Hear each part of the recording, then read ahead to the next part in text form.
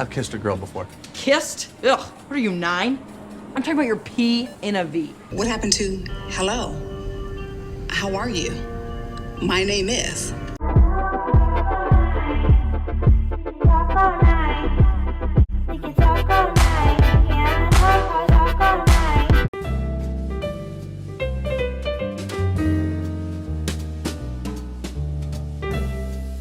Hey girlies, welcome back to my channel. So the other night, I was scrolling on TikTok when I saw someone talk about the new Disney Plus movie, Prom Pact. Now I'd seen the trailer in passing and thought it looked pretty bad, so I had already written it off. But when I found out that Julie Bowen, aka the Claire Dunphy, for my favorite sitcom Modern Family, was one of the producers, and that there was a black girl as one of the main characters, my interest was instantly piqued. So of course, I had to see it for myself. For those of you who have no idea what I'm talking about, Prom Pact premiered on Disney Channel on March 30th, 2023, and on Disney Plus the next day. Contrary to popular belief, Prom Pact isn't a Disney Channel original movie or dcom. It's actually a Disney Plus original movie. When it was first announced, it wasn't even supposed to premiere on Disney Channel. They actually decided to premiere on Disney Channel much later. Why? I'm not entirely sure. Now Disney's just labeling this as a Disney original movie. Honestly, the whole thing is kind of confusing, but the whole point is that this movie is not like other decoms, you know? She's not like the other girls. She's a little raunchy. She's a little explicit. Well, for Disney Channel standards. Imagine my surprise when I press play on the movie. They start making sex jokes and I was flabbergasted. Hi, is Greg Lansing in here? I wish. Hey! Okay, I'm an ally, so please continue.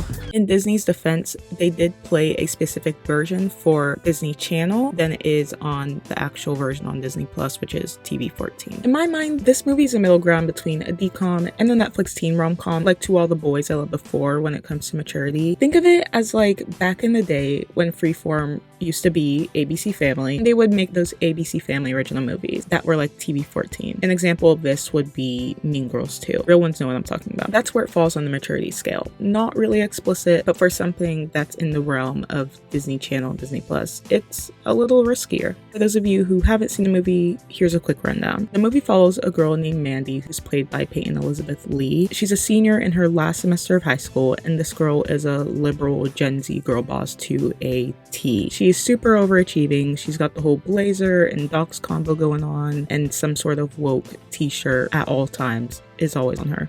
If this were the movie Booksmart, she'd be best friends with Amy and Molly. You get it? You get it. So she's definitely annoying, but not in a completely unlikable way. Mandy's biggest goal, her life mission, is to get into Harvard. And I know what you're thinking. Here we go. Another movie about a kid trying to get into an Ivy League. And I get it. That's what I instantly thought too. But one thing that I actually really enjoyed that this movie actually does that other movies with this plot line often don't, is that she actually has a reason for wanting to go, besides, well, the fact that it's Harvard. Harvard is where my hero development economist, Dr. Ingrid Downs, went. A woman who has literally won 2 Nobel Prizes for her work reducing global poverty. And that sounds like common sense, but whenever I watch movies about kids wanting to get into Ivy Leagues or their dream college, it's either because it's a splashy name or because their parents went there and they want to follow in their footsteps, which obviously are valid motives themselves. But I just find it refreshing that Mandy's character has a super particular reason for wanting to go there. And it made me as a viewer that much more invested for her. Because all throughout high school, Mandy's been striving to get into Harvard, she has a very small friend group. Her best friend in particular is named Ben, who's played by Milo Manheim, who I love. And I love Ben's character so much. You've never been to a party? I've been to a party before.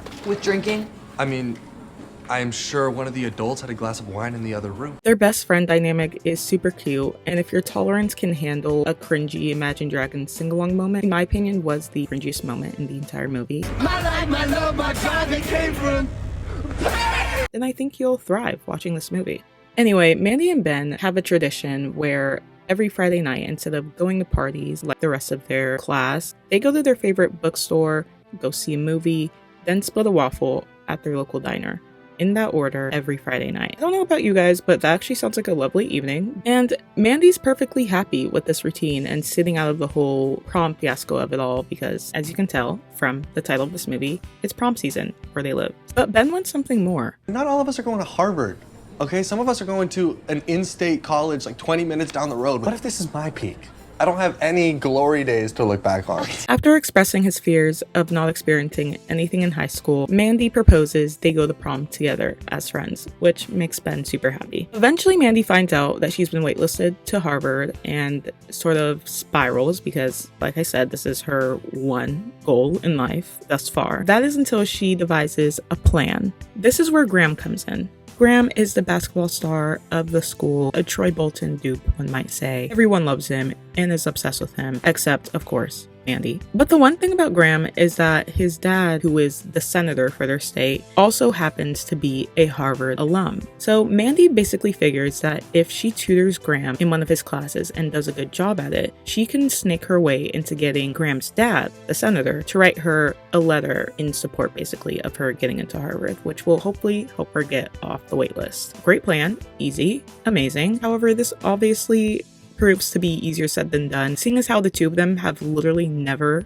interacted. We staged a run-in with the most popular guy in school, whom we have never spoken to before, at a party that we were not invited to, and then charmed him by super casually bringing up his failing grades, and then asking for a gigantic favor. And now this has Mandy chasing this man to parties that she wasn't even invited to, and it's honestly hilarious. But I do love the determination. But one humiliating house party scene and some convincing, and Mandy somehow manages to get Graham to agree to be tutored in their psychology class. And he, of course, has no idea of her actual motives. Now, obviously, it's a rom-com, so throughout the course of tutoring him, the two get to know each other and feelings develop. And y'all, the chemistry is there, I must say. Okay, you're good. Eyes on the basket. Think this is a Mason psych test. No pressure. I found their scenes together really cute. If you watch One Tree Hill, everyone's saying that they give off Nathan and Haley vibes because of the whole tutor jock thing, and I definitely see it. So if you like Haley, then you might like them. Not only do we get one couple in this movie, but we also get another one. Ben and his love interest. It's this stunning black girl named Latoya. She's the reason why I even pressed play on this movie. She is a class president, and they are literally so cute. I love them so much. You don't know my name. No, of course I do. Of course I do. Latoya Reynolds. I just mean that, you know, you're like Latoya Reynolds. I mean, does that make any sense? Not entirely. I like this couple just as much, if not more than the main couple. Honestly, I think more. Honestly, the real MVP of this movie is Ben. He gives off slight Peter Parker vibe with a pinch of Styles Stilinski. First of all, cool, puffy shirt. I just wanted to say that. But I also just wanted to say that my birthday is coming up. So obviously, I'm gonna love him. But alas, things start getting complicated because the more Mandy spends more time with Graham, the more she likes him. And keep in mind, Graham still does not know about her ulterior motive of getting close to him to get a letter from his dad. And so the whole time you're watching them get closer, you're waiting for the other shoe to drop, so it's honestly low-key stressful. There's also conflict with Mandy and Ben's friendship because Mandy starts blowing Ben off to hang out more with Graham, which ends up putting a strain on their friendship that they have to navigate. All in all, this movie was super cute, and I would recommend if any of that sounds appealing. As an older Gen Z, the writing actually sounded decently like teenagers, except for Mandy's occasional girl boss comments. And surprisingly, the movie was actually funny at points. I will call you later, okay? Ben, wait. Are you serious? Take your time. Wait, do you take Apple Pay? Like, there were moments where I actually laughed out loud, which I was not expecting. Also, there were moments where the movie kind of surprised me and that it wasn't as predictable at times. It's a rom-com, so it's predictable in that manner, but there's also little moments that caught me by surprise where I thought it would go one way, but actually went another. All in all, if you like cheesy YA rom-coms with plenty of 80s movie references, lots of promposals, and a pinch of One Direction, I'd say check this out. This section is for the girlies who watch this movie. We're gonna have a little chat. Let's discuss. So, okay, first thing I want to talk about the 1D references. I love the 1D references in this movie. I didn't know you were such a One Direction fan. I was 11, so. Were you 11 when you were singing You Don't Know You're Beautiful in the shower last week? Okay, it's What Makes You Beautiful. As a Directioner from the beginning, it did make me feel slightly anxious thinking about how there were people who could be watching this movie and probably are watching this movie who don't know One Direction, but it made my heart happy to see the references in the movie, and I'm not the target demographic for it, so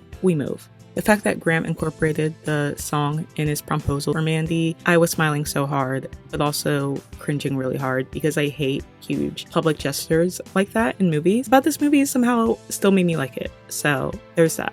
Another thing that I loved about the movie, besides what I mentioned before, is that I really felt for both Ben and Mandy's characters, especially when everything was blowing up, that Ben turned LaToya down to prom. But I also get Mandy's side because Graham literally did that huge proposal in front of everyone, the whole school. So it would have been really bad if she had said no. So yeah, I get both sides, but like Ben had every right to be mad at her. Honestly, I found it pretty funny how Graham literally cut Mandy off right after finding out the real reason that Mandy offered to tutor him. It was the way that he didn't yell, he didn't get angry. He said, "Let me show you something." Mandy, come here. I want to show you this video. Do you even like Graham Lansing, or is it? I can explain. You don't need to. And he just watches her as she watches the video, and it's so funny because he's just like taking it all in, and then he just cuts her off, doesn't speak to her again. And honestly, I kind of love that for him. Like, that's such a girl boss move of him to make. I don't know, he kind of ate with that. Don't get angry, just cut people off. Also, I was a little surprised that Mandy got in because of the letter that her counselor sent in. I could have sworn the movie was going to go the route of like Graham secretly like sends the letter on her behalf. I think that would have been cute. And the fact that like at graduation they barely talked, it was so cordial. I knew it would be a happy ending, but the movie really makes you wait for it, which I actually enjoyed. I love the reunion scene. Obviously, this movie is not meant to be analyzed like I'm doing, but I do want to say my piece while I'm on the mic. Let's say my piece. They reunite when she's in Harvard and she's in a coffee shop. Graham shows up. He's in a freaking Save the Bee shirt, which I absolutely love. And what you want is here in Boston? Yeah, it is. Working nonprofit, coaching inner city kids, it's really a great program. Like, how long have you been in Boston though? You could have reached out. Was this in the beginning of the semester? Was this still over the summer? Because she went early for like the summer program. Obviously, I think he was going to reach out. I just want to know for the lore, just for myself, how long was Graham in Boston before he ran into her at the coffee shop? Place your guesses down below. I don't know. I'm curious as to what you guys think. Also, while I have the mic, now I'm just going off my script. I would also love to know what the sequel will be, because everyone wants a sequel. There's too many possibilities that could go bad fast. I think it would be fun for a sequel that is like a road trip movie. Like maybe it's Mandy and Graham driving back home or something to like hang out with Ben, or it's Ben and LaToya visiting Mandy and Graham in Boston. I think that'd be so fun, like either spring break or over the summer after freshman year. Also, I want equal screen time between the two couples. Equal, please. I want more Ben and LaToya. That's what I'm really here for. Don't get me wrong. I love Mandy and Graham. Love them. They were so cute. And then LaToya though, I need more. I don't really know what else there is to say. I had fun. I had a fun time. If you enjoy fun, watch the movie. If you did watch it, let me know. Did you like it? Did you not like it? Did you hate it? I want to know all your thoughts. And before you finish the video, hit that subscribe button because that's a polite thing to do. Also, let me know what movies or like what shows you want me to talk about. Love you guys, and I will talk to you soon.